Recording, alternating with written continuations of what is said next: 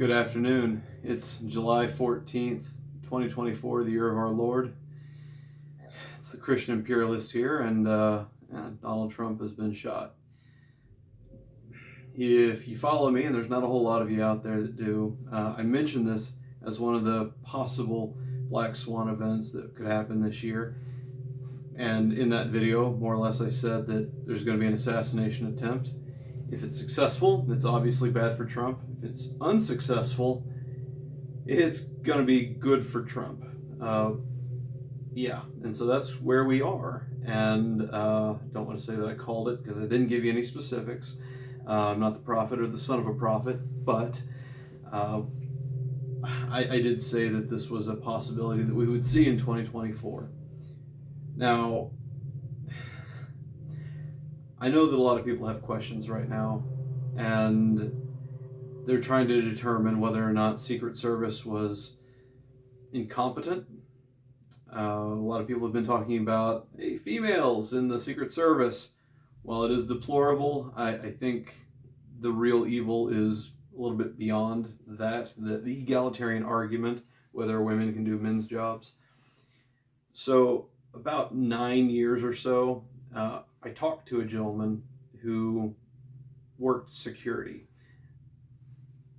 And just to give you some background, more or less, the framework that has been used by our military and our Secret Service has been developed after 9/11.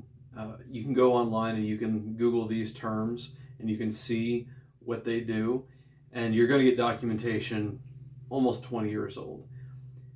Since I talked to this gentleman about 9 years ago, I'm going to tell you what he told me regarding the technology and the level of security that goes on. And this was, 2015, maybe 2016. So it's been a minute, and things have certainly progressed a lot since then. So let's go and start defining terms. So first, we have the NSSE. This is the National Security Special Event. SEERS, which is a Special Event Assessment Rating. So whenever there's an event that has political, economic, or religious connotations, the federal government has to assess it, SEER, and determine whether or not they need to be involved or whether or not locals can handle it. So we'll start on the big side. The big side is a SEER Level 1 event. This is whenever a president goes out in public, they have a SEER Level 1 event.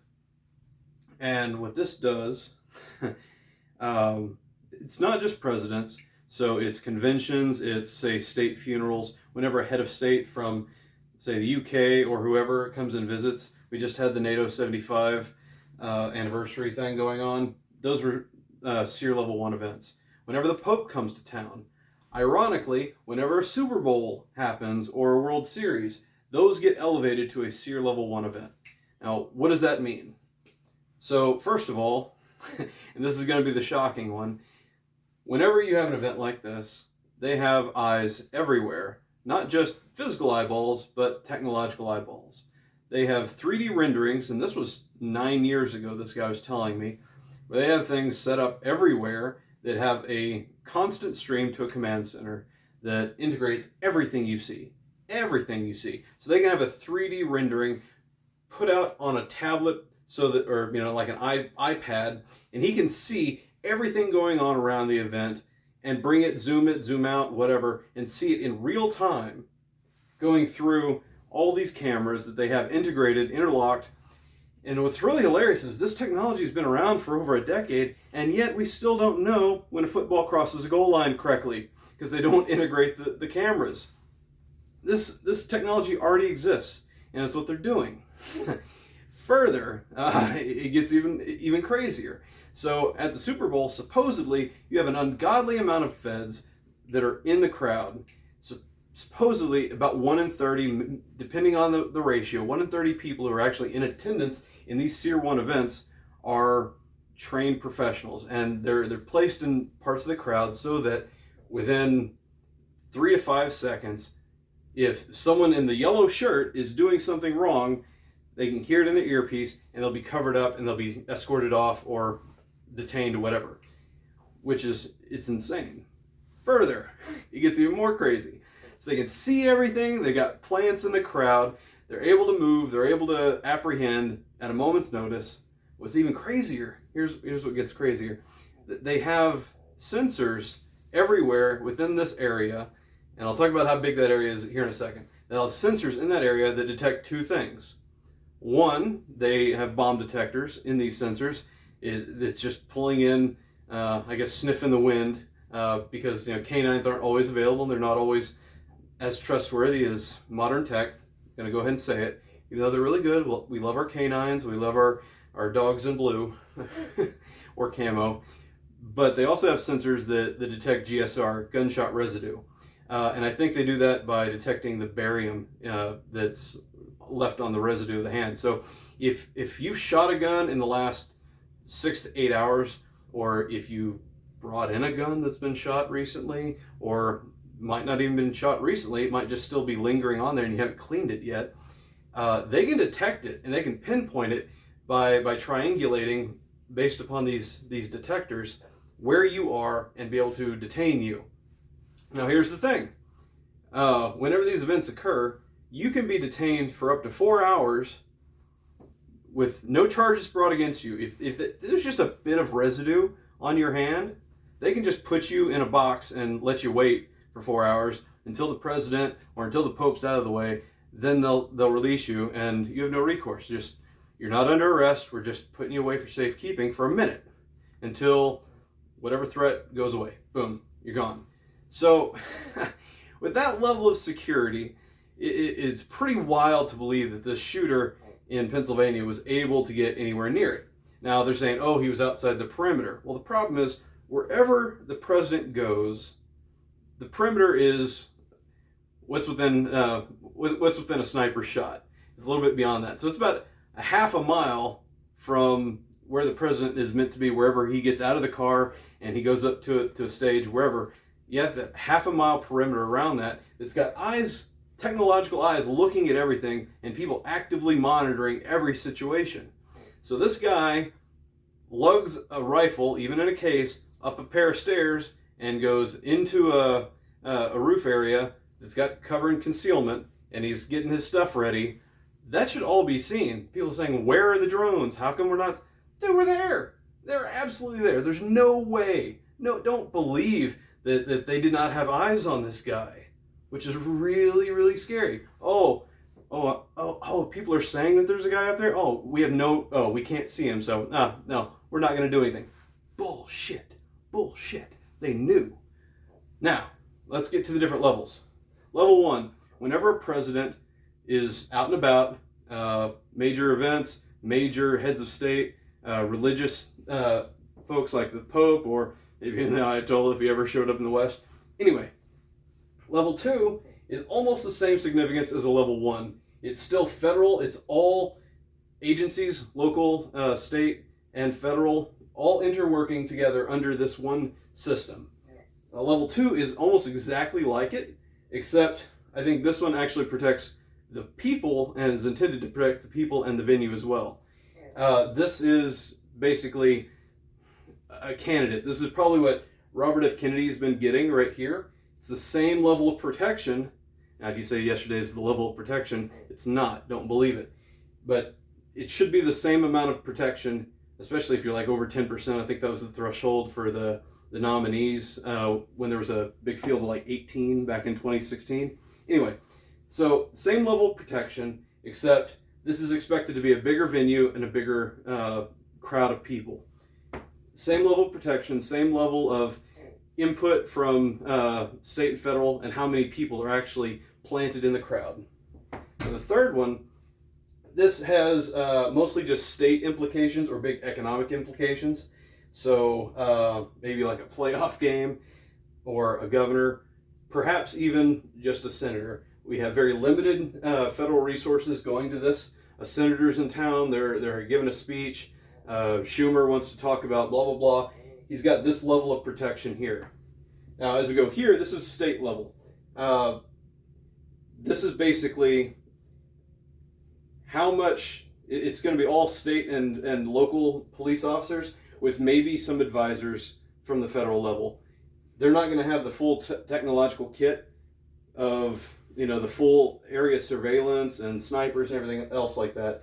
But more or less, this is mostly state people with maybe a few advisors. And then 5, this is going to be fully state and local, with maybe 1 advisor or 2. Nothing major. No big team coming from DC coming to help support this. So you can think of like maybe a state senator giving a speech. He might be running for governor, stuff like that. Very very minor use of federal resources. But getting back over here to numbers 1 and number 2, these are the big ones. These are the ones that they live for it. And these aren't just random events, especially not in an election year. Every stop that Trump makes is going to be a level 1 stop. And you can say, oh, well, he's not a sitting president. Yeah, but he's a former president. So he doesn't really qualify for a level 2. You can bet your ass that if George Bush or Jimmy Carter or whoever goes out into public, they're going to have this level of security wherever he goes. Period. And usually they stay at home. They don't really go out and do all that. Or they're in secured areas with vetted people. You have that. But when it comes to campaign elections, it's usually a SEER level 1. Now, here's where it gets crazy. Is that if you have this amount of security, where you have eyes around everything, you can see everything, the question isn't how did a gunman do that? It's why did they wait so long? Why did they wait? There's something in law enforcement that basically says, he was on our radar, but we didn't move until he actually committed a crime. It's like this whacked out idea of innocent till proven guilty. But in these situations, they don't care. They'll detain your ass before you do anything. They'll detain you just for having gunpowder on your hand. They don't care. They don't wait until you do something. They don't wait until the bullet has grazed Donald Trump's head. No, that's insane. And so it gets down to, do you believe that the technology that I described that was from 9-10 years ago is not being implemented today? No, it's absolutely being implemented. They're doing it. So the question is, how did this guy get on a roof and get a clear shot at the president? And I think that's why Speaker of the House, Mike Johnson, is so livid, is that he knows the level of security that's going on in these events. There's no way that a shooter can get 140, 150 yards away from the president with a gun and get a shot off, not without someone seeing it in the command structure. Absolutely someone saw it. So the question is, how did he get the shot off? Which is going to result in something that's going to be very, very unsatisfying, that Congress is going to get to see and go through this stuff, and it's going to be behind closed doors, and nothing will come of it. Mark my words. There will be no heads rolling. Someone may get fired, but no one's going to prison. Secret Service, slap on the hands. You didn't do your job. Go work Taco Bell. It's not what's going to happen. You're not going to see anything because, to be honest, there's no way that this happened without the Secret Service or whoever's in charge being able to see that person going up there. And that's a very dangerous thing to say. It sounds like a conspiracy, but there's absolutely no way that a guy can get that close to the president and get a shot off without being seen by the authorities. It's complete irrationality. We're seeing better security footage in Kiev than we're seeing at the Trump rally. And that's because the federal government doesn't show you their cars, they don't show you their tech that they're doing. But I assure you, all these guys are wearing wearable tech. There's sensors everywhere. There's cameras everywhere. There's no way that a gunman got high ground on a sniper. It doesn't happen unless it's not incompetence. And that's the scary thing. And I told you guys, this is a black swan event that could actually occur, is that, I'm not going to use the word, But come on, guys. There's no way that with all this technology that I described coming back from 9-10 years ago hasn't been implemented, upgraded. They see everything. There's no way that they didn't have eyes on this guy. And now we'll probably find out that, hey, the FBI's been watching him for 6 weeks. He's been on our radar. Well, shit. How long are you going to let him be on your radar? You just going to let him go and commit this? Come on. So here's the thing with candidates going on the stump, when they're going from stop to stop, all these stops are planned out so that they can set up their security, they can vet the area, they can get to know it, they can find access points, choke points. They know if a damn fly is flying into this radius. Don't believe them if you can't think that Secret Service are just like super security guards who are working for Apple or whatever. That they're just sitting around being trained to monitor things and just look. No. It's a very high tech endeavor to actually protect the president, and it's almost ridiculous that it's 2024 and people are thinking, oh well, this guy in the crowd told authorities that there's a guy on the roof with a gun. It's like, no, they already knew. There's no plausible way that someone at command did not see this guy go up there. And if that's the case, we're in a really bad state. And I think that's why Mike Johnson is livid. And I think that's why everyone's demanding answers, because people in DC, they know this. They live it. This is how they operate so that they don't get killed, because politics is a very emotional, I don't call it a sport, but damn it, it kind of is to some degree. And they know that crazy people are trying to kill them. And so, yeah, to my point, there's no way that it's just incompetence. I don't want to say it's planned, but they certainly didn't do anything to stop this guy. And clearly the sensors and being able to determine what this guy was carrying, he was carrying it around the venue, how he got up to a ladder, my goodness. Like, we can't be this naive and say, oh, no. It was just a failure. Don't believe the lie that this is just a failure. So pray to God, pray for the families of the fallen attendees. I guess you can pray for the family of this gunman. He knows there's a God today, and so also pray for the Trumps. Pray for this country.